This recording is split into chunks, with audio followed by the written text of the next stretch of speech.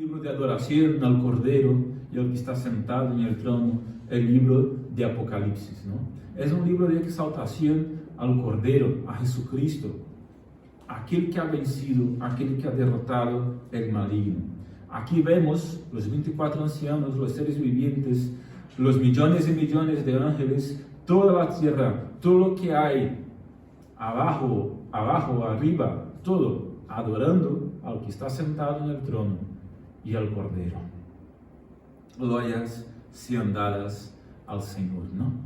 Pero bueno, vamos a ver aquí hacia dónde camina la historia. Ese es nuestro tema en esta tarde. ¿Hacia dónde camina la historia? ¿Ya os habéis preguntado? ¿Hacia dónde camina la historia de la humanidad? ¿Hacia dónde camina tu historia? ¿Hacia dónde va todo eso? Pues toda la historia comienza con Dios, está bajo el control de Dios y terminará según la voluntad de Dios. Dios tiene la historia en sus manos. El libro estaba en las manos del que está sentado en el trono y después fue para las manos del Cordero, que ha sido inmolado y ha resucitado el tercer día. ¿Qué libro es ese? Ya veremos. Vamos a ver algunas interpretaciones humanistas de la historia. Hay muchas interpretaciones de la historia, ¿no? De lo que significa la historia, de dónde camina la historia.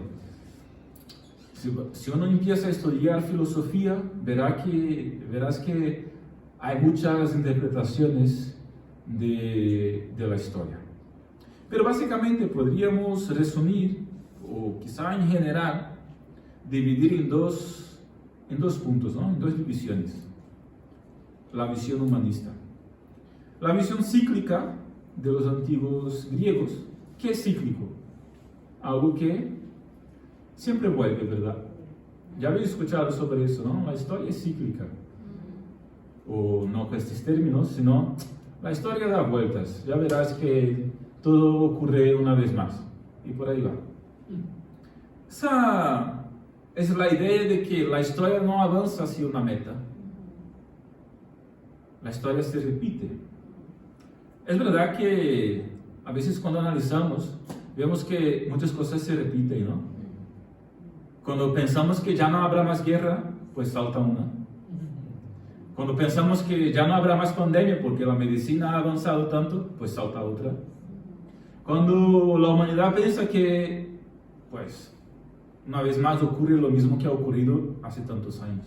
Porque terremotos, pandemias, guerras, etcétera, etcétera, etcétera, siempre han ocurrido en la historia de la humanidad.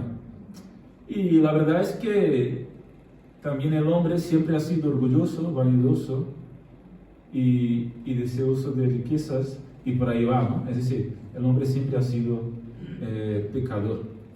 Pero bueno, la historia en sí avanza. Porque si pensamos que la historia es cíclica, parece que no hay esperanza, no hay redención. Lo que es lo que fue, y lo que fue será. Es como que no hay esperanza. Pero sabemos que hay esperanza. La historia como un todo así, avanza hacia una consumación final. Es lo que vemos en Apocalipsis. Entonces la visión de Apocalipsis nos enseña que la historia no es cíclica.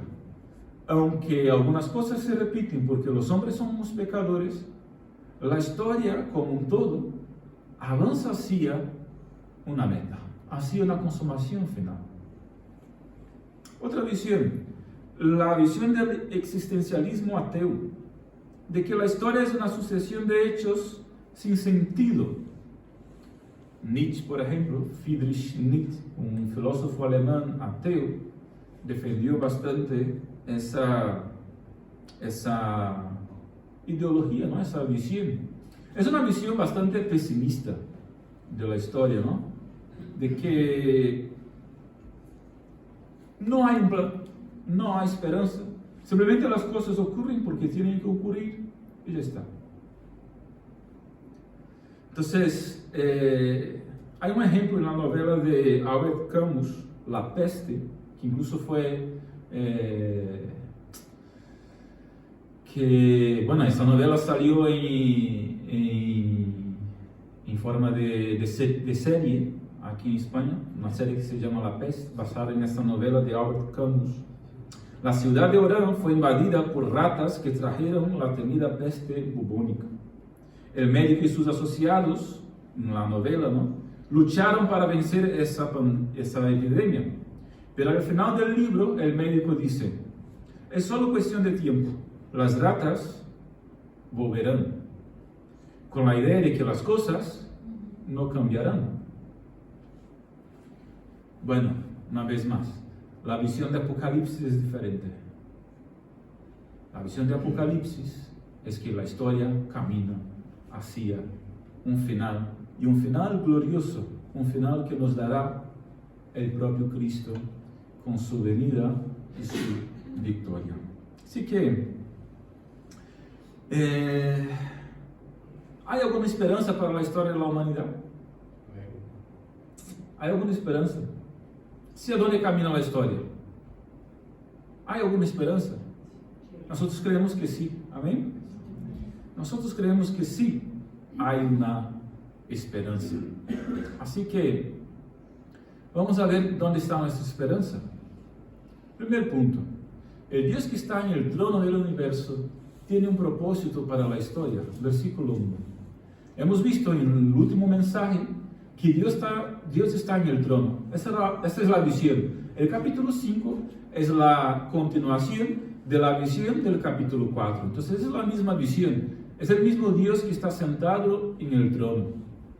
Y ese Dios que está sentado en el trono, rodeado por los 24 ancianos y los 4 seres vivientes, ahora se añade en el capítulo 5 que Él tiene un libro en sus manos.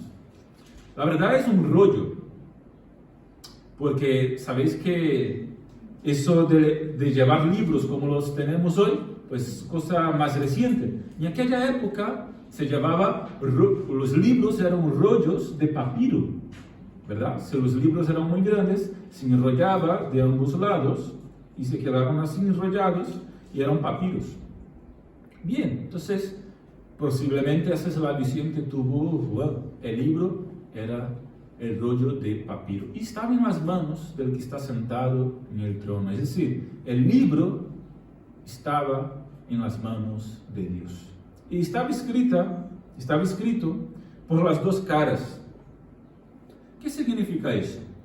Bueno, el papiro se hacía de la membrana interior de la planta de ese mismo nombre, que crecía en el delta del Nilo, Egipto. El papiro llega a tener los 5 metros de altura, esta planta. 2 de ellos debajo del agua y el grosor de la muñeca de una persona. Es decir, si cierras la mano así, verás que es el grosor de una muñeca. El papiro. Bueno, se acababa la membrana interior y se cortaba en tiras muy estrechas con un cuchillo muy afilado. Se iban colocando las tiras de papiro una del lado de la otra. Primeramente, verticalmente, ¿verdad? Así. Luego se colocaba la otra capa horizontalmente. Se humedecía con agua del Nilo y se aplastaba. Bueno, se solía escribir en la parte donde el papiro estaba horizontalmente. ¿Por qué? Obvio, ¿no? De una cara estaba el papiro horizontalmente, aunque aplastado y tal, pues se quedaba como que las ranuras, ¿no? Y se solía escribir por el lado que estaba horizontal. Pero ¿cómo era el papiro algo caro en aquel entonces? Cuando se tenía mucho que escribir, ¿qué se hacía? Se escribía por las dos caras para orar, ¿verdad? Y ahí se utilizaba la cara que estaba en vertical, que era más difícil de escribir porque no acompaña, ¿no? La forma de escribir, pero se economizaba cuando se tenía mucho que escribir. Es decir, el libro de Dios, o el libro de la historia de la humanidad que estaba en las manos de Dios, estaba escrita por las dos caras, probablemente quiere traer la idea de que había mucha cosa a ser escrita. Había mucha cosa sobre la historia de la humanidad y sobre el destino final de la historia de la humanidad. Bueno, el libro estaba sellado con 7 sellos. ¿Qué significa eso? Vamos a ver la apertura de los 6 primeros sellos hoy y qué significa más o menos cada uno de ellos. Pero estaba sellado, no se podía abrir, nadie podía abrir el libro. Es lo que nos cuenta el relato del capítulo 5. Y ya veremos entonces quién pudo abrir. Ya hemos leído, el Cordero pudo abrir. Vamos a ver qué significado tiene esas cosas. Pero era el libro de Dios acerca del destino final del mundo. Eso no cabe dudas. Los judíos creían que realmente existía un libro, era una firme creencia en el imaginario judío de que realmente existía un libro, la idea de que Dios tenía un libro donde tenía el destino final de las personas, de la historia y de todo escrito. Entonces Juan, o Dios en su visión a Juan, pues utiliza esa idea para precisamente enseñar a Juan y a la iglesia de que realmente Dios tiene un libro en sus manos, Dios realmente tiene la historia o el libro de la historia en sus manos. No hay dudas entre la mayoría absoluta de los comentaristas del libro de Apocalipsis de que realmente el libro que llevaba Dios en sus manos representa el libro acerca del destino final del mundo, de la humanidad. Por eso nuestro tema es hacia dónde camina la historia. Aquí vemos que el Dios que está en el trono del universo tiene un propósito para la historia. El destino está en sus manos, así que la historia tiene sentido en Él. Luego, la historia no es cíclica, la historia no es sin sentido, la historia no camina hacia donde quiere, la historia como un todo tiene un propósito y Dios es quien pone ese propósito. Él conoce, controla y dirige todas las cosas a una consumación final. No importa la furia de Satanás o la agitación del mundo o el sufrimiento o las dificultades que uno pueda vivir, Dios está al control, Dios tiene el mando, Dios sabe de todas las cosas y tiene un propósito. La historia siempre estará en las manos de Dios. Ahora bien, una cosa muy importante aquí. Cuando estemos tratando de interpretar esta idea de que Dios tiene el control o la historia está bajo el mando de Dios, será importante recordar que se nos presenta eso como una visión, con símbolos y forma poética. ¿Por qué digo eso? Sería cometer una grave equivocación caer en un fatalismo inevitable. ¿Qué significa eso, pastor? Como que todas las cosas ya están escritas, todas las cosas ya están ordenadas y como que el hombre no tiene responsabilidad por cualquiera de sus decisiones porque ya está todo puesto. No. Es decir, pensar que cada segundo de la vida de cada persona está predeterminado es una gran equivocación. Cada segundo de nuestras vidas no es que esté predeterminado y nosotros no somos responsables o los seres humanos no somos responsables por aquello que hacemos. No es esa la idea del texto cuando decimos que la historia está bajo el mando de Dios. Lo que sí quiere decir es que Dios tiene un plan. Dios tiene un plan. Lo que sí quiere decir es que Dios tiene un propósito para el universo y para la historia de la humanidad. Y que el propósito de Dios no fracasará. El propósito de Dios no fracasará. Será llevado a cabo. La visión no quiere traer la idea de que cada segundo de nuestra vida está predeterminado. No ese es el propósito de la visión. El propósito de la visión es enseñar es mostrar a la iglesia de que el destino final, Dios tiene un propósito para la humanidad en su destino final, y ese propósito no fracasará. Es decir, Cristo vencerá, la iglesia vencerá con Cristo, y el mal, el diablo, el anticristo y todo el sufrimiento se acabará. Esa es la idea. ¿Estamos? Vale. Entonces, no creemos en un predeterminismo para nada. Los hombres somos responsables por cada una de nuestras decisiones y acciones. Punto 2. El Cordero es quien tiene la autoridad para develar hacia dónde camina la historia. Versículos 2 al 7. Los versículos 2 y 3 vimos que ninguno fue hallado digno de abrir el libro. Fijaros, ni en el cielo, es decir, Miguel no podía abrir el libro, Gabriel tampoco, los serafines no podían, los querubines no podían, los ángeles no podían, los redimidos no podían, Abraham, Moisés, wow, qué grandes personajes, ¿no? Elías, pero nadie de ellos podía abrir el libro. Ni en el cielo, nadie podía abrir el libro. Ni en la tierra, ningún hombre, por poderoso e influyente que sea, puede descifrar el significado de la historia. Es una tontería seguir las elucubraciones de los hombres sobre cuándo va a ser el final del mundo. Que será en tal fecha, que será tal día, que será cuando eso, cuando aquello.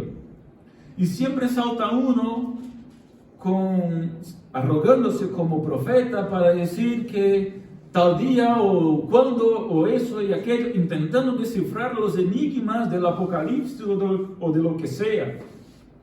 Pero nadie en la tierra, dice Apocalipsis, tenía autoridad para abrir el libro. Los hombres no pueden tampoco. Ni debajo de la tierra. Es decir, el diablo, los demonios, ni los espíritus atormentados pueden revelar a cualquiera el sentido de la historia y hacia dónde camina la historia. Tampoco tienen autoridad. No hay ideología, ni partido político, ni sistema económico que pueda cumplir los sueños y esperanzas del corazón humano. Hay una imposibilidad radical para el hombre de ser dueño de su propio destino. El destino estaba en las manos del que estaba sentado en el trono, y luego el destino se fue a las manos de ¿quién? Del Cordero. Él era el único digno. La impotencia humana. La pregunta se nos surge en el versículo 4, ¿no? ¿Quién es digno? ¿Quién es digno de abrir el libro? Perdona, versículo 2. ¿Quién es digno de abrir el libro? Esa es la gran pregunta. La gran constatación. Nadie podía abrir el libro. La gran decepción. Versículo 4. Juan llora mucho. Juan, el apóstol, que está teniendo la visión, empieza a llorar. Versículo 4. Y yo lloraba mucho, porque no se encontró a nadie que fuera digno de abrir el libro. ¿Por qué lloró Juan? Porque en su visión, en aquel momento, no se encontraba alguien digno. Y parece que como se queda desesperado, ¿no? Como que se queda, vaya, ¿y ahora qué? Madre mía. Y un llanto de angustia. Parecía como si la promesa de Apocalipsis capítulo 4, versículo 1, se hubiera frustrado. Si queréis mirar, capítulo 4, versículo 1. Después de esto miré y vi que había una puerta abierta en el cielo. La voz que yo había oído antes y que era como el sonido de una trompeta me dijo: sube acá y te mostraré lo que sucederá después de esto. Parece que para Juan, en aquel momento, pues se frustraba esta promesa, porque nadie podía abrir el libro y enseñarle lo que estaba para suceder después de aquellas cosas. El destino, el futuro. La crisis de Juan también podía ser la crisis de la impotencia de todos nosotros, ¿verdad? La impotencia de todos nosotros. Aún hoy por la mañana, hablaba con una hermana que precisamente me confesaba, me siento impotente, porque está viendo una familiar suya yendo, poquito a poco, muriendo. Y es que somos impotentes. No podemos hacer nada sobre el destino de nadie. Miramos a nuestro alrededor y vemos el mundo en pie de guerra. Como dije, cuando pensamos que ya no había más guerra, salta un Putin, salta una Rusia y empieza una guerra. Parece que el mal está triunfando, la violencia creciendo, el terrorismo amenazando, las guerras cada vez más feroces, las familias cada vez más bárbaras, los jóvenes cada vez más perdidos, las drogas y demás. Y en muchas situaciones, nuestra reacción, ¿cuál es? También llorar. Llorar. Juan lloró. Pero había consuelo para Juan. El consuelo de conocer a aquel que es digno de abrir el libro. Versículo 5. Uno de los ancianos me dijo, no llores, porque el león de la tribu de Judá, la raíz de David, ha vencido para abrir el libro y desatar sus 7 sellos. Quien conoce a aquel que es digno, tiene consuelo de aquel que es digno, el Cordero inmolado, el Señor Jesucristo. Ese es el consuelo del creyente.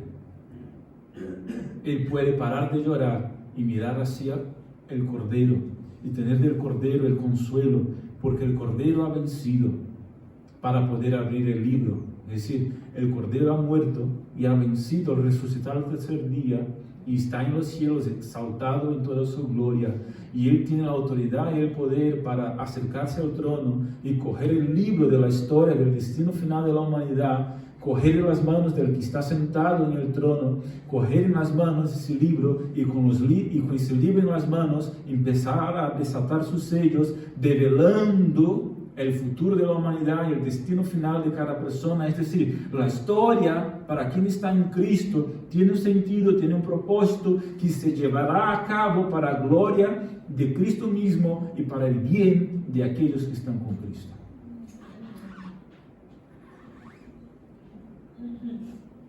Él ganó para abrir el libro. 4. El Cordero coge el libro en sus manos. Versículos 6 y 7. Tiene todo poder y toda autoridad. Él es el creador, sustentador, redentor y Señor. Solo Cristo tiene en sus manos la clave para la interpretación de la historia de la humanidad, y diría yo, la historia de vida de cada uno de nosotros también. Así que podemos en Él confiar, podemos en Él descansar, porque Él tiene la clave de la interpretación de la historia y el destino final de la humanidad, y eso significa, por supuesto, que tiene también la clave de la interpretación de nuestra propia historia. Y en Él encontramos sentido, no solo para la historia de la humanidad, sino que para la historia de nuestras vidas. En Cristo, nuestra vida tiene sentido. Hermanos, este es el momento supremo de la visión de Juan. Este es el momento supremo de la visión de Juan. La entrada y presentación del Cordero en el centro del palco celestial. Capítulo 5, versículos de número 6. Entonces miré y vi que en medio del trono y de los 4 seres vivientes, en medio de los ancianos, en el centro del palco, de la escena celestial, ¿qué ocurre? estaba un cordero que parecía haber sido inmolado. Ese es el tema central del libro, ese es el momento especial del libro, ese es el momento en que Cristo entra en la escena. El cordero que había sido muerto ha vencido. El cordero es una de las grandes ideas características del Apocalipsis, que así llama a Jesucristo. ¿Cuántas veces? No menos de 29 veces. Aquí tenemos una gran paradoja. El cordero lleva las heridas sacrificiales, porque dice que era un cordero como inmolado, es decir, lleva las heridas sacrificiales, pero al mismo tiempo está revestido del poder del mismo Dios para desbaratar a sus enemigos. Aquí tenemos la paradoja del sufrimiento y de la gloria. El cordero estaba como inmolado, llevaba las heridas, las cicatrices de su sufrimiento, pero estaba glorificado y podía coger el libro en sus manos. Y el hecho de que tenía 7 truenos y 7 ojos significaba que tenía toda la autoridad, todo poder y toda la omnisciencia. Veremos sobre eso. El cordero tiene 7 ojos y 7 cuernos. 7 representa la perfección. El poder y conocimiento del cordero son perfectos más allá de toda resistencia. 3. Implicaciones que derivan del hecho de que el libro de la historia está en las manos del cordero. Bueno, solo para dejar claro, la idea de los 7 cuernos y la idea de los 7 ojos, los 7 cuernos traen la idea de poder. Cuerno, en aquella cultura, representaba poder.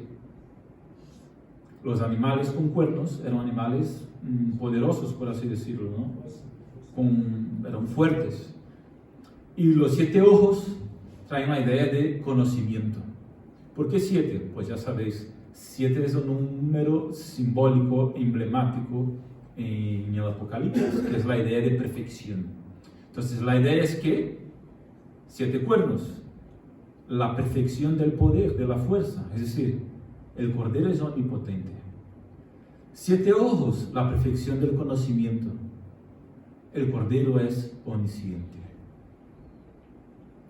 Implicaciones que derivan del hecho de que el libro de la historia está en las manos del cordero. Versículo 8 que dice: apenas tomó el libro, los 4 seres vivientes y los 24 ancianos se postraron delante del cordero. Todos tenían arpas y copas de oro llenas de incienso, que son las oraciones de los santos. El hecho de que el cordero esté con el libro de la historia en sus manos, debe llevarnos, o debería llevarnos, a orar con confianza. A orar con confianza por el destino de las personas. A orar con confianza, con fe, por la salvación de las personas. Dice el versículo 8 que las oraciones estaban ¿dónde? Los 24 ancianos y los 4 seres vivientes. Todos tenían arpas y copas de oro. Y dice que en esas copas había como que incienso, que eran las oraciones de los santos. Es como que las oraciones de los santos se materializaban, o se materializan en el cielo, entre comillas. Allí, en aquella copa de oro, llevada por los ancianos y por los seres vivientes, como que el Señor recibía esas oraciones como un olor fragante para Él. Y eso en el contexto de la escena del cordero con el libro en las manos. Eso tiene que llevarnos, o debería llevarnos, a orar con más confianza, a orar más. Un poco oramos, ¿verdad? Un poco oramos. Y pensar que en la majestuosidad de la escena que se nos describe, el Cordero en el centro del palco del cielo, con el libro de la historia en sus manos, y lo primero que ocurre es que las oraciones de los santos saltan delante de él como un incienso. Es lo primero que ocurre. Imaginaos que nuestras oraciones se acercan de esa forma delante del Cordero y del que está sentado en el trono.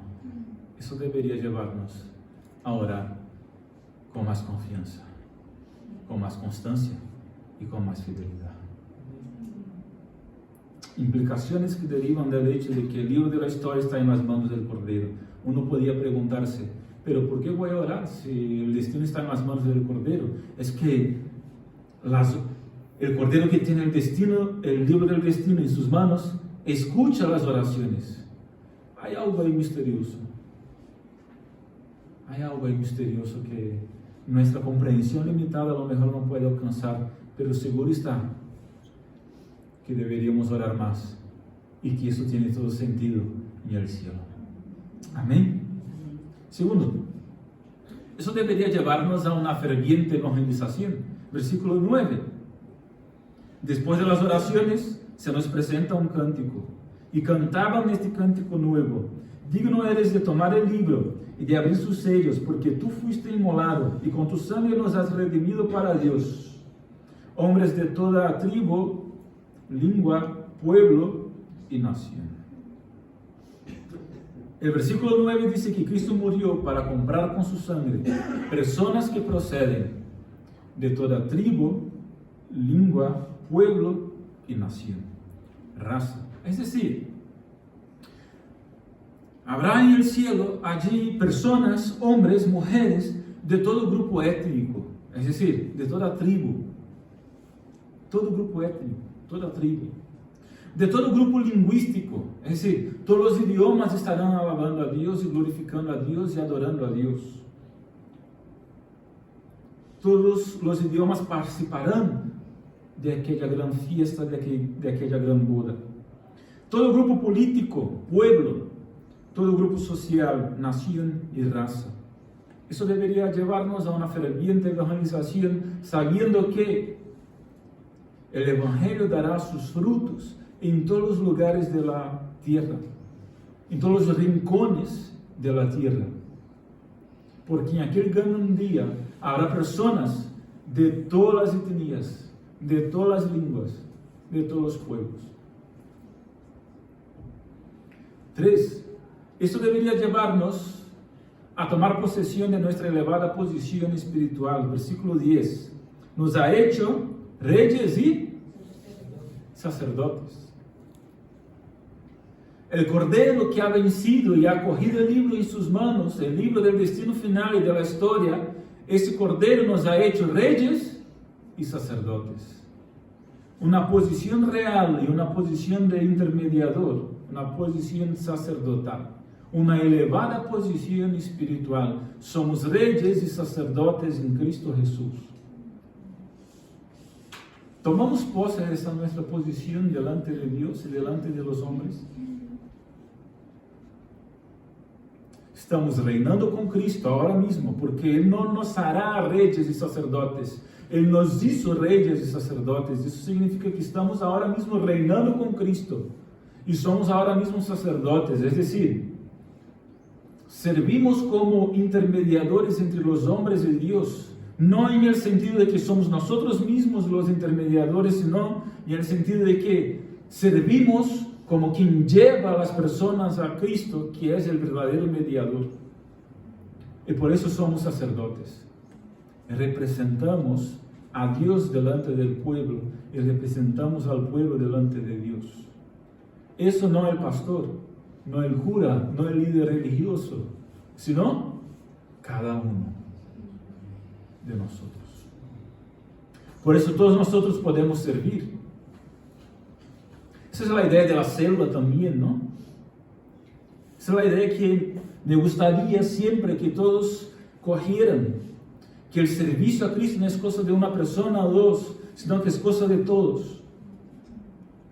Y todos tendrán oportunidad, o deberán, o deben tener la oportunidad de servir de alguna forma con sus talentos, con sus dones, en diferentes cosas, no solamente en un domingo, sino todos los días, y de diferentes maneras. Porque cada uno que es creyente ha sido hecho rey y sacerdote por Cristo. Cuarto, eso debería llevarnos a una devoción total. ¿Qué dice el versículo 11 y 12? Miré y oí la voz de muchos ángeles alrededor del trono, de los seres vivientes y de los ancianos. Su número era millones de millones. ¡Wow! Y decían a gran voz: el Cordero que fue inmolado es digno de tomar el poder, las riquezas, la sabiduría, la fortaleza, la honra, la gloria y la alabanza. Él es digno. A Él sea el poder, a Él sean las riquezas, a Él sea la sabiduría, a Él sea la fuerza, a Él sea el honor, a Él sea la gloria, a Él sea la alabanza. Es decir, entregarle todo lo que está en nuestras manos, todo el poder e influencia que tenemos, a Él sea todo el poder. A Él sean las riquezas, es decir, nuestros bienes, nuestros valores, lo que tenemos de precioso, lo que tenemos de tesoros, a Él sea dedicado, a Él sea devotado. A Él sea la sabiduría, es decir, nuestra inteligencia, nuestra cultura, nuestros talentos, nuestros diplomas, nuestra capacidad intelectual, nuestra capacidad, la que sea, pues a Él sea dedicada, a Él sea devotada, a Él sea consagrada. A Él sea la fuerza, es decir, la fuerza de la juventud hasta los últimos suspiros de la vejez, deben ser dedicadas al Cordero. No hay retiro en el reino de Dios. Es decir, no hay jubilación en el reino de Dios. A ver, uno puede jubilarse, debe, pero para el reino de Dios no hay jubilación. A Él debe ser dedicada toda nuestra vida.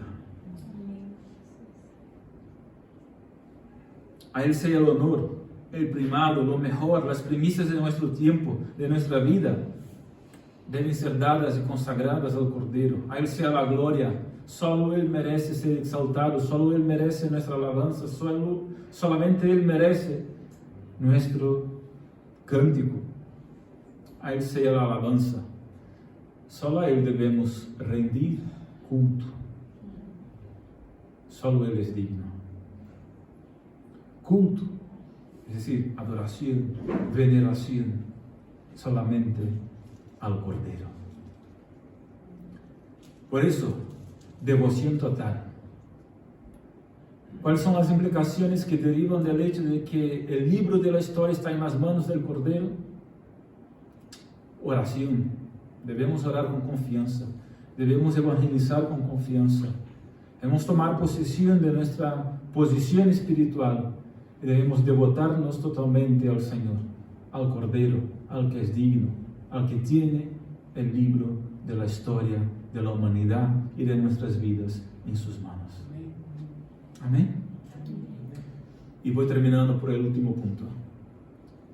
La adoración a aquel que es digno de abrir el libro de la historia. Él es adorado primero por quien es. Versículos 5 y 6.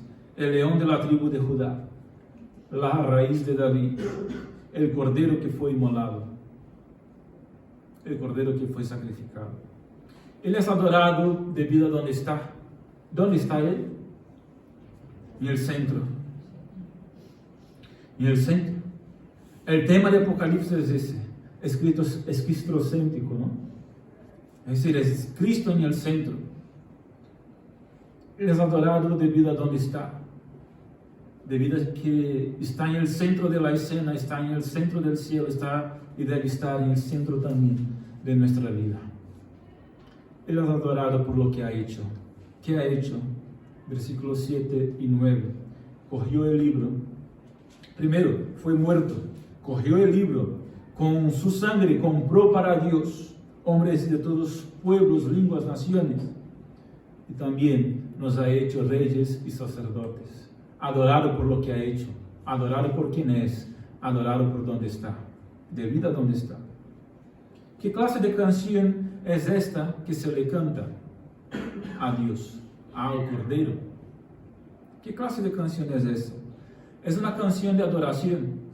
Digno eres. Es una canción de predicación porque fuiste muerto. Es una canción misionera. Compraste para Dios y vienen de toda tribu, lengua, pueblo, nación. Es una canción devocional. Nos ha hecho reyes y sacerdotes para nuestro Dios. Es una canción profética. Reinaremos sobre la tierra. Es una canción de adoración. Pasa, David. Termino.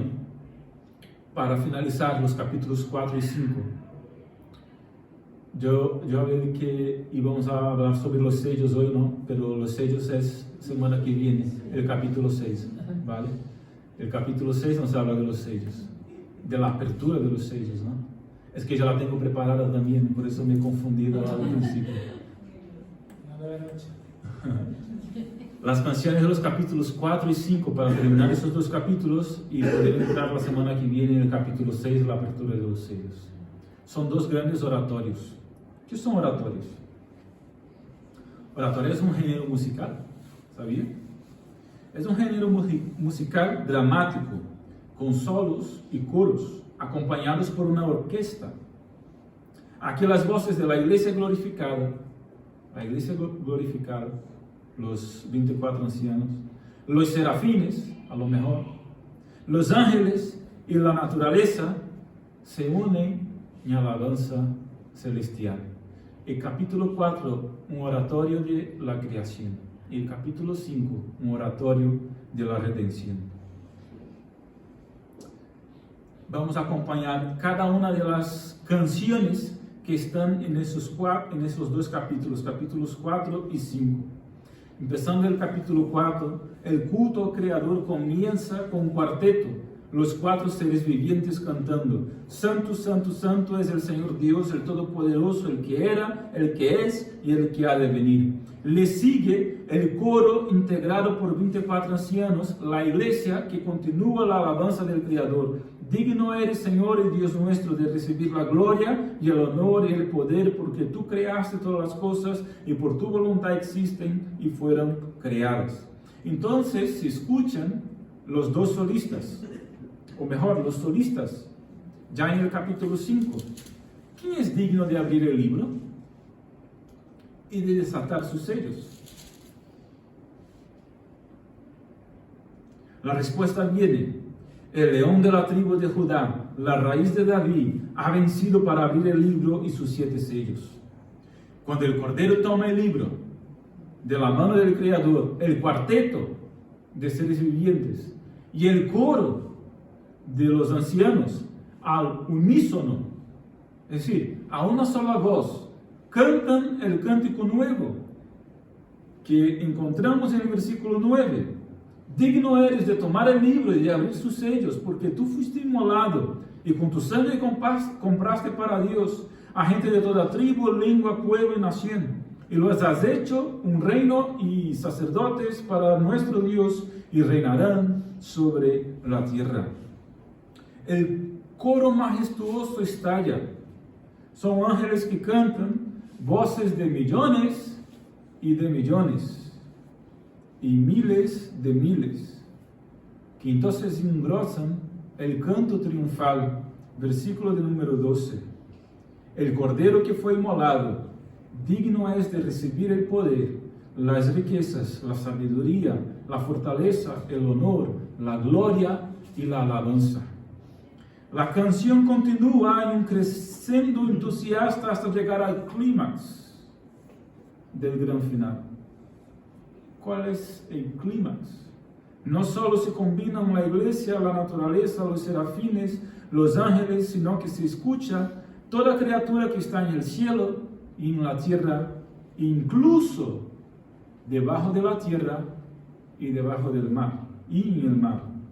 Y todo lo que en ellos hay, alabando al Creador y al Redentor. Versículo de número 13. Al que está sentado en el trono y al Cordero. sea la alabanza, la honra, la gloria y el poder para siempre, jamás. Finalmente, cuando se calma el trueno del coro universal, se escucha un grandioso amén. Se termina el oratorio. Ese amén sale de los labios de los 4 seres vivientes. Se produce un silencio sin aliento. Y los ancianos, la iglesia, se prostran y adoran al que está sentado en el trono y al Cordero que vive para siempre. A Él toda la gloria. Esta es la música del cielo. Paso de esto. Esta es la música del cielo. ¿Es tu música? Una vez más. Esta es la música del cielo. ¿Es tu música también? ¿Es tu música también? Así adoras a Dios. Así expresas lo que sientes por el Cordero que ha sido inmolado y al que está sentado en el trono. Esta es la música del cielo. Si bien está llena de entusiasmo, produce un profundo sentido de adoración, hasta el punto de que la iglesia se derrumba, los 24 ancianos que se prostran y adoran al Cordero. Nadie puede contemplar al Señor y su belleza y su esplendor sin rendirse, sin postrarse. Terminamos. La iglesia en la tierra no tiene nada que temer, por lo tanto. El destino final está en las manos del Cordero. La iglesia en la tierra, es decir, tú y yo, nosotros, no tenemos nada que temer. No importa de cuántos juicios estén llenos el rollo, el libro de la historia de la humanidad. Porque el significado de la música es este. El Creador ha dado al Redentor toda la potestad en el cielo y en la tierra, y los que le siguen nunca pasarán desapercibidos de su amor y su cuidado. A Él toda la gloria y toda la honra, al Cordero que es digno de tomar el libro y tener la historia de la humanidad y la historia de nuestras vidas en sus manos. Amén.